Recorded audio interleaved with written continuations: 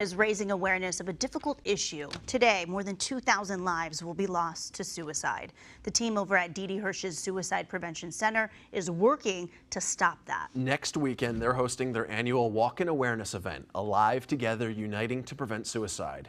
So joining us to discuss our Suicide Prevention Center Vice President Shari Sinwilski and actress and advocate Sarah Gilman. Good morning. Morning. Hello. So I want to start with you, Sarah. First, can you kind of tell us just how you got involved with this program and why it's so important to you? Absolutely. I have personally struggled with suicidal ideation and depression since I was in middle school.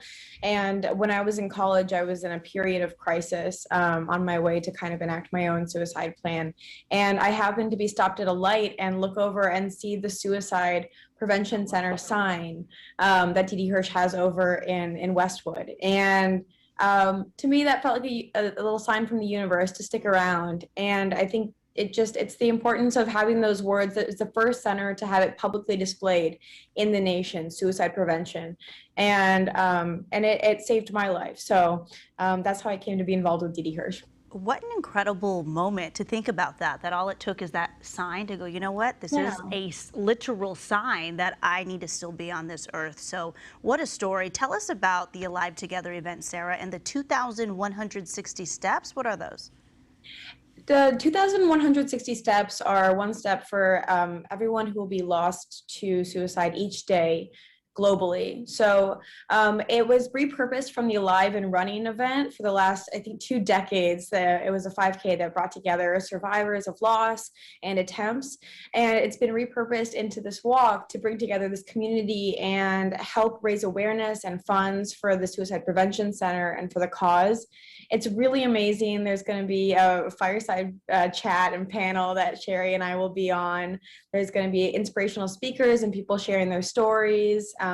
Booths with resources, and then everyone will walk together and just kind of share in this community. You know, Shari, the whole reason your organization creates programs like this is because of Sarah's story. So what is it exactly that you want people to know about suicide prevention? Well, you know, suicide affects lots of people every year. Unfortunately, in the United States alone, we see typically about 45,000 people dying by suicide. And for everyone that dies by suicide, many, many people are impacted by that. But we also know that for everybody that dies by suicide, 316 people seriously consider suicide and find a way to live. You know, people like Sarah, people who find inspiration and hope. And we're hoping to support both those people who've lost someone to suicide, but also to encourage people who are contemplating suicide that there is hope and that there's someone that they could talk to. This is so incredible. As a fairly new mom, fairly new dad, Doug, both, you know, parents to be again coming up. The number of young people that you're hearing take their own lives is alarming. And I feel like that's been maybe in the last couple of years, that drastic increase. Earlier this year, and this is so helpful, California introduced the 988 crisis hotline. What does it offer and why is it so important? Yeah, 988 is a 3-digit number that allows people across the entire nation actually to reach their local crisis center. So anywhere they are, anywhere across the United States, 24 hours, 7 days a week, just by dialing 988, they'll reach a counselor who's been trained in suicide prevention, someone who's really able to stop and listen non-judgmentally and to just be there for the person who's on the other line. We know how hard it can be sometimes to reach out for help, and especially when you're feeling like your life is not worth living. And so people on the other end of this line are available 24 hours a day to provide support and a listening ear. And finally, for someone who may be watching this concerned about their own mental health or maybe the mental health of a loved one, what advice do you have for someone like that?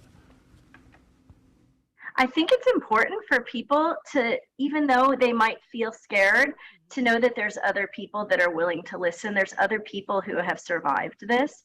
And that first phone call is the hardest. It's the bravest step. But we're waiting on the other end of the line to provide that support for them whenever they need it. Sarah, it was that sign, that billboard that ultimately saved her life. For others, it could be learning today that there is that hotline 988. Thank you to the two of you so much for being here and shedding some light on this issue and this cause. The Alive Together event is next Sunday, October 23rd in Exposition Park. For more information, look at your screen right now. All you have to do is head to ddhirsch.org, just so you know. Thanks again.